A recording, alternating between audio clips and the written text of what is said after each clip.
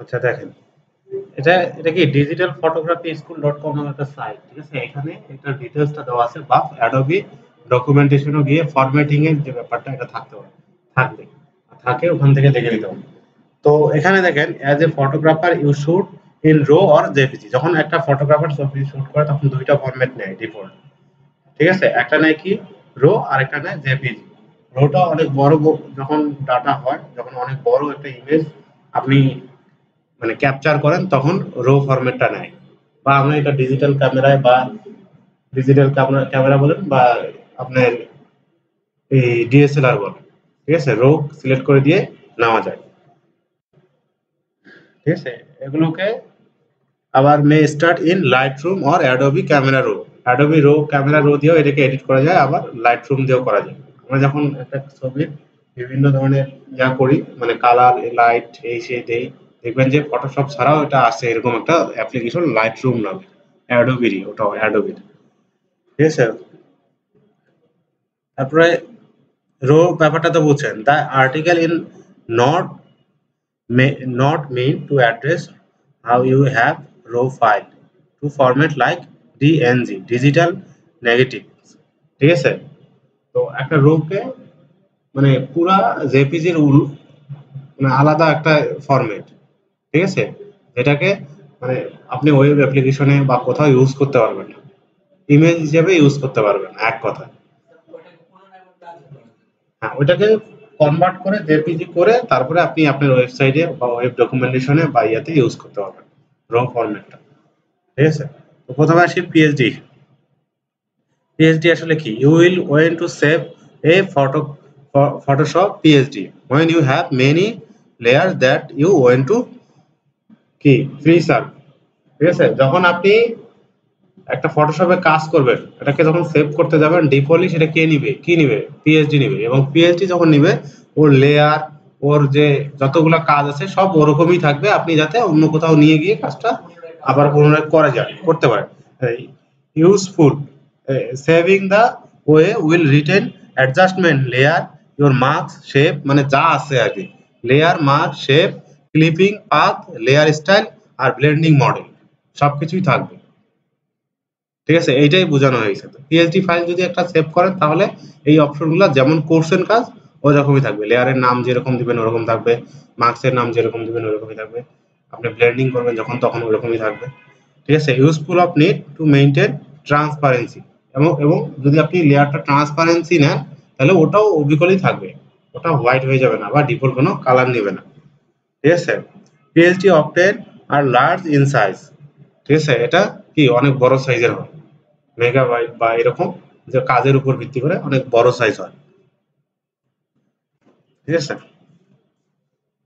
Specially if you edit with many layer, ঠিক আছে? আপনি কাজ করবেন, এটাকে আবার এডিটও করতে পারবেন, অনেক লেয়ারে কি এডিট করতে পারবেন, আবার ওটাকে ভেঙে টুকরো টুকরো করে স্লাইস করে কাজ করতে পারবেন। তারপরে কি লিখছে? Unless you are printing for a about application like Photoshop or possibly another graphics program, you will need to save in different format for printing, such as at a personal professional lab.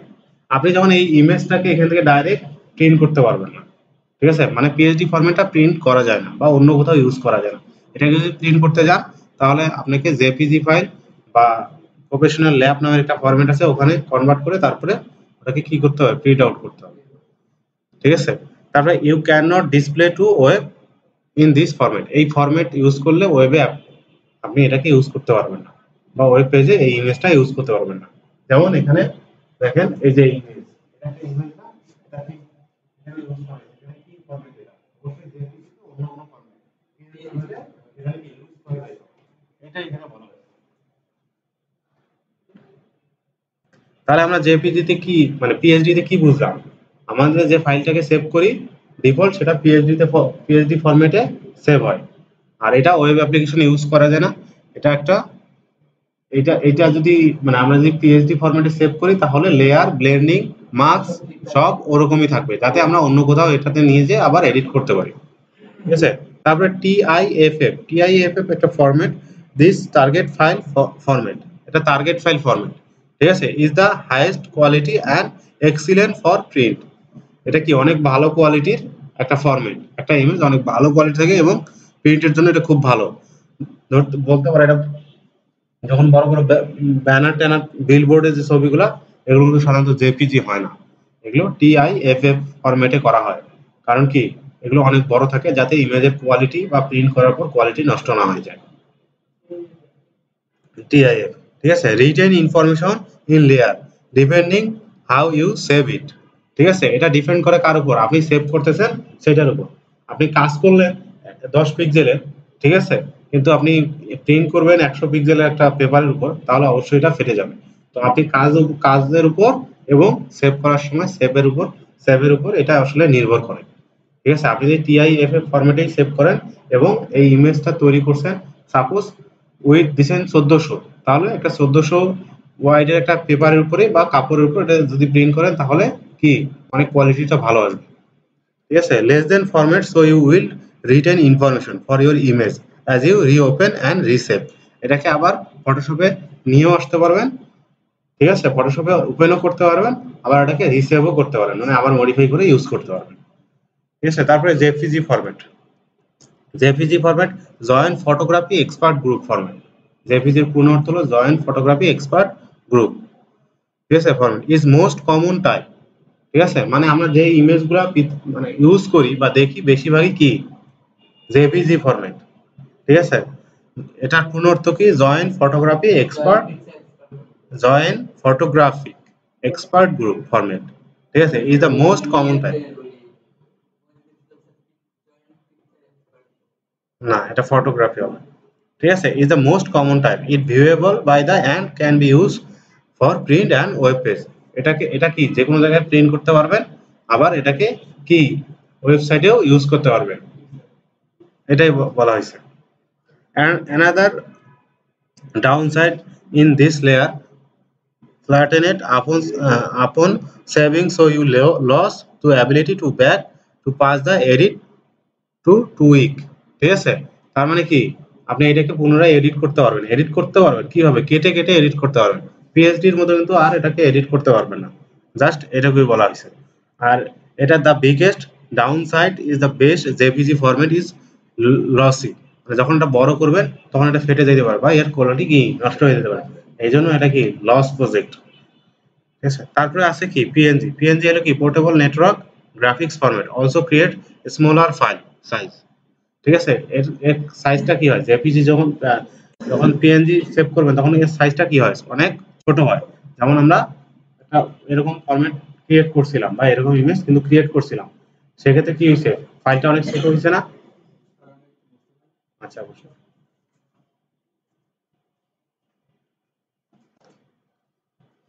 ঠিক আছে, তো use if you need to maintain transparency. তো এটা যদি background আপনি transparency রাখেন, তাহলে কি হবে, এই ইমেজটা ট্রান্সপারেন্সি থাকবে, যেখানেই নিয়ে যাই এটা অ্যাডজাস্ট করেন, এটা ওর ব্যাকগ্রাউন্ডটা কি ধারণ করবে।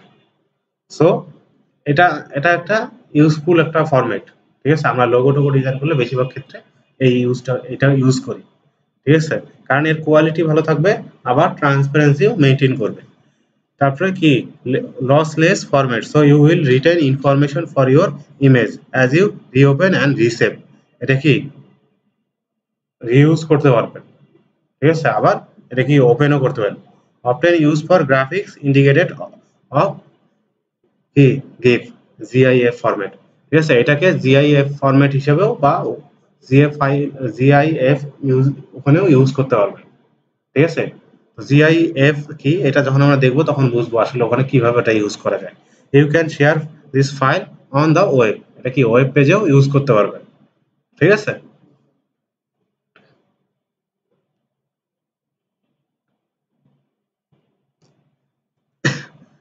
তারপরে কি গিফ দ্য গ্রাফিক্স কি in recents format is good for web graphics with animation but not recommended for photo.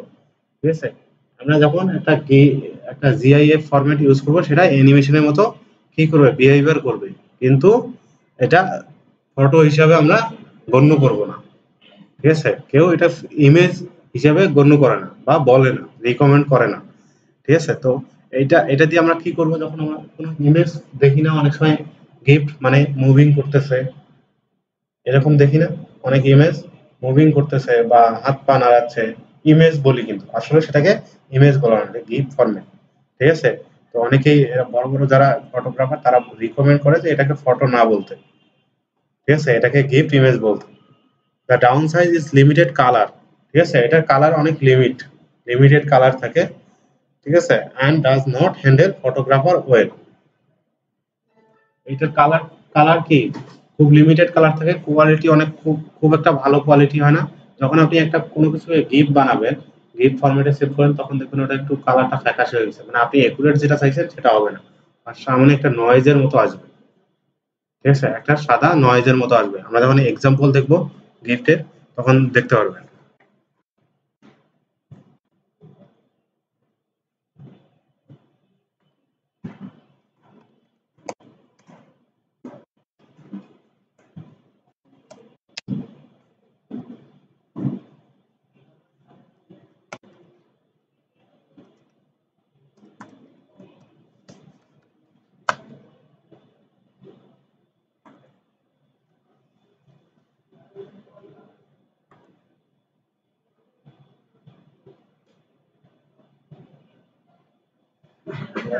হ্যাঁ।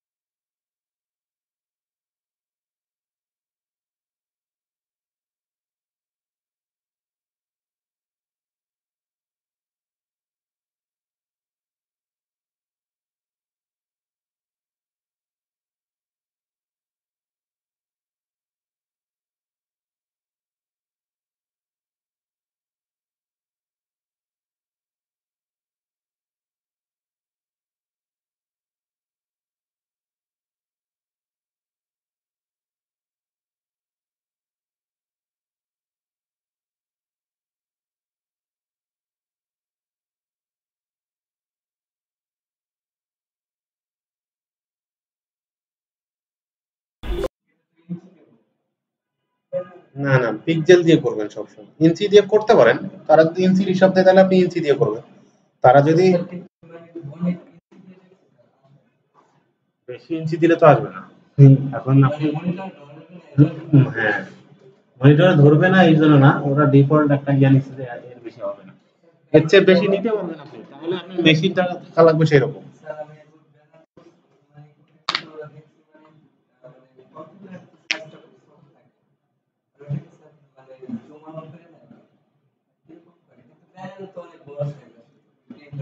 আচ্ছা, আপনি যখন ইঞ্চি নিলেন,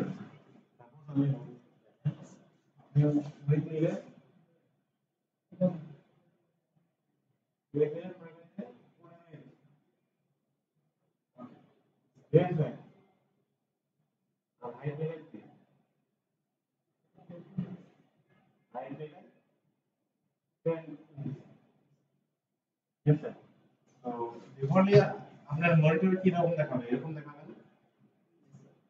এরকম একটা ইমেজ দেখাবে। যখন আপনি এটাকে ফিল করবেন একটা কাগজে বা একটা পেপারে, বা আপনি যে কোনো একটা মানে বিলবোর্ডের জন্য করেন, তখন কি ওই মাপটাই নেবেন? এখানকার উইন্ডোজটা এইভাবে পিক্সেল অনুযায়ী সাজানো, কিন্তু আপনি যখন একটা পেপারে করবেন ওখানে কি পিক্সেল অনুযায়ী যাবে? অবশ্যই যাবে। ওখানে যাবে আমাদের ইঞ্চি হিসাবে, এটা স্ট্যান্ডার্ড। কিন্তু কম্পিউটারের ক্ষেত্রে কি হচ্ছে, সে ইঞ্চিটাকে যখন এখানে দেখাচ্ছে তখন কিন্তু সে পিক্সেলে কনভার্ট করে নিয়ে আপনাকে দেখাচ্ছে।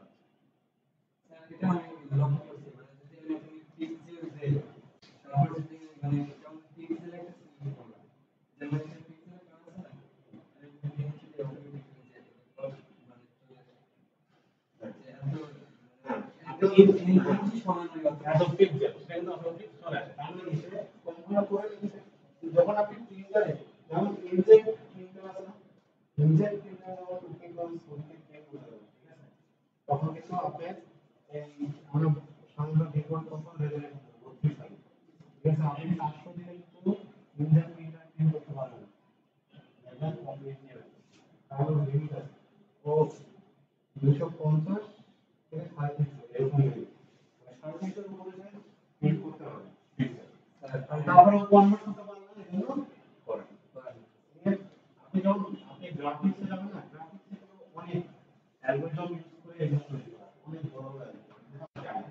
একটা ইউএস একটা আপনার আমার গ্রাফিক্স বলতে কি চোখের মধ্যে দেখা যাবে, ঠিক আছে, কিন্তু এখানে অনেক ব্যাপার থাকে, রেজোলিউশন থাকে, অনেক ভেক্টর থাকে, ঠিক আছে। এরকম একটা কি এটা ভার্টিক্যাল হরিজন্টাল না, এটা ভার্টিক্যাল মূল না, ঠিক আছে, এগুলো করে আসছে গ্রাফিক্স ডিজাইনের মানে ইয়াতে অনেক ঠিক আছে, ম্যাথ আছে না, এটা এরকম করে করে তাহলে আমরা যখন এই স্থান মতো কত 7 4 5, ঠিক আছে, তাহলে সে 4 করে দিয়ে দিবেন, মনে করেন যে x y বরাবর সে ফোন নিল, আর এটা সমান 5, এর যে ভ্যালুটা হয় ওখানে সে একটা পিক্সেল দিবে, এরকম করে আপনি একটা নাম লিখবেন, ঠিক আছে, এরকম করে আপনি একটা নাম লিখবেন, তাহলে এখানে পিক্সেল গুলো এরকম করে একটা পিক্সেল ধরতে হবে, অনেক ক্যালকুলেশন করে প্রসেসর কিন্তু একটা ইমেজ প্রসেস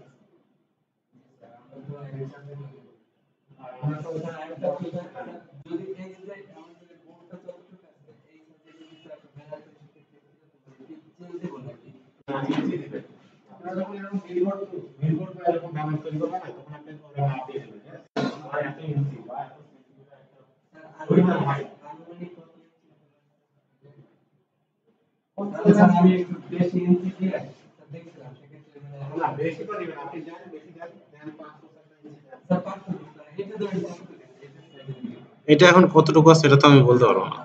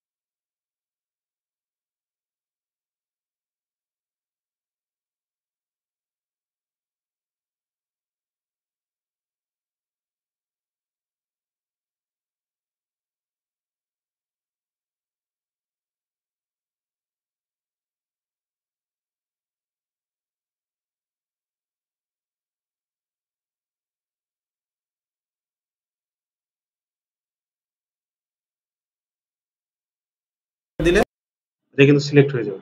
কি অল্টার না, কন্ট্রোল ইন্টার, ওটা সিলেক্ট করার পর কন্ট্রোল ইন্টার দিলে ওটা সিলেক্ট হবে। তারপর এটাকে আমরা কি করলাম, কপি, ঠিক আছে।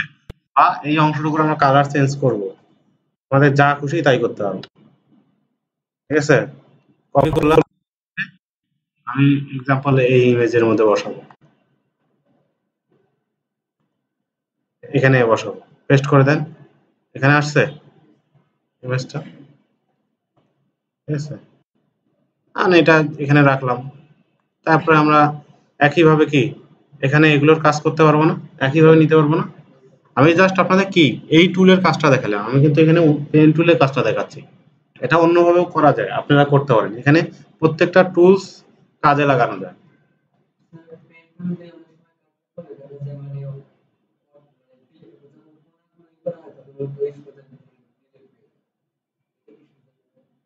মানে বুঝলাম না আপনার।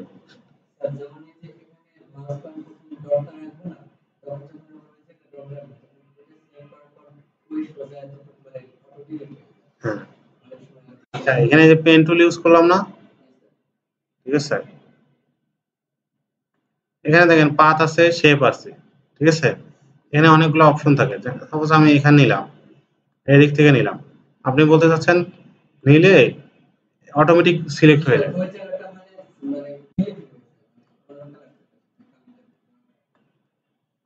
এই যে এরকম ইয়ে আসে, ঠিক আছে। এখানে আপনি কি পাথ সেট করে দিবেন, আপনার কন্ট্রোল প্যানেল গুলো দেখবেন, ঠিক আছে। এই কন্ট্রোল প্যানেল, মার্ক, শেপ, এই জিনিসটা দেখবেন। দেখেন এরকম আসে নাকি আপনার, এখন দেখেন তো আসে নাকি।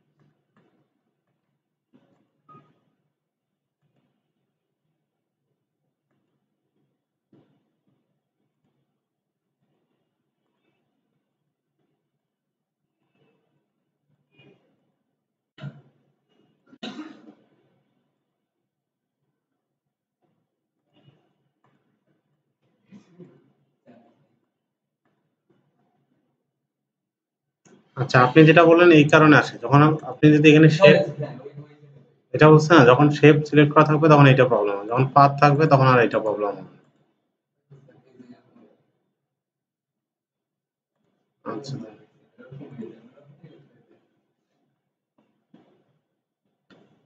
এই লেয়ার অংশ সিলেক্ট করলাম, ঠিক আছে। করার পরে পেন টুল করলাম না, পেন টুল নিলাম, ঠিক আছে, হয়েছে। এই যে আপনার যখন এখানে একটা জিনিস খেয়াল করেন, সিলেক্ট করে দিলাম, আবার পেন টুল সিলেক্ট করেন, করে এখানে দেখেন কন্ট্রোল প্যানেলে গিয়ে দেখেন যে পাথ আছে, শেপ আছে, আমি শেপ ধরলাম, এটা যখন ইয়ে করবেন তখন সে অটোমেটিক একটা ব্যাকগ্রাউন্ড কালার নেবে। দেখেন এটা শেপ তৈরি হয়েছে না, এই দেখেন শেপ টু, লেয়ারে দেখেন শেপ টু হয়েছে না,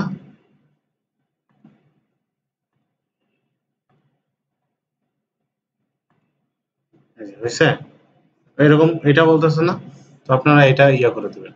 এখানে আবার কন্ট্রোল প্যানেল, কন্ট্রোল ইয়াগুলো অনেক কন্ট্রোল প্যানেল চেঞ্জ হয়ে যাবে শেপ যখন আসবে। তো এটা অবশ্যই পাথ করে দিতে হবে, পাথ করে দিয়ে কি করতে হবে, লেয়ারে সিলেক্ট করতে হবে।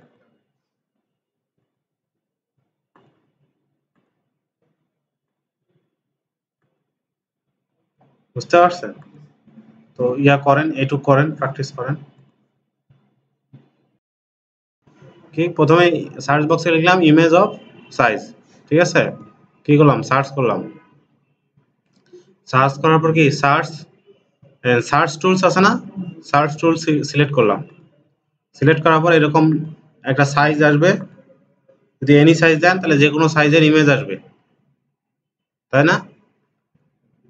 আর যদি আমরা সাইজ সিলেক্ট করে দেই, লার্জ দেই, লার্জের সাইজ কি ডিফল্ট আছে, আছে না? সাপোজ আমরা 2 মেগাপিক্সেল দিলাম, দিয়ে এই সাইজটা দিলাম 16x1200, তাহলে কি ইমেজ সাইজ 16x1200 আসবে।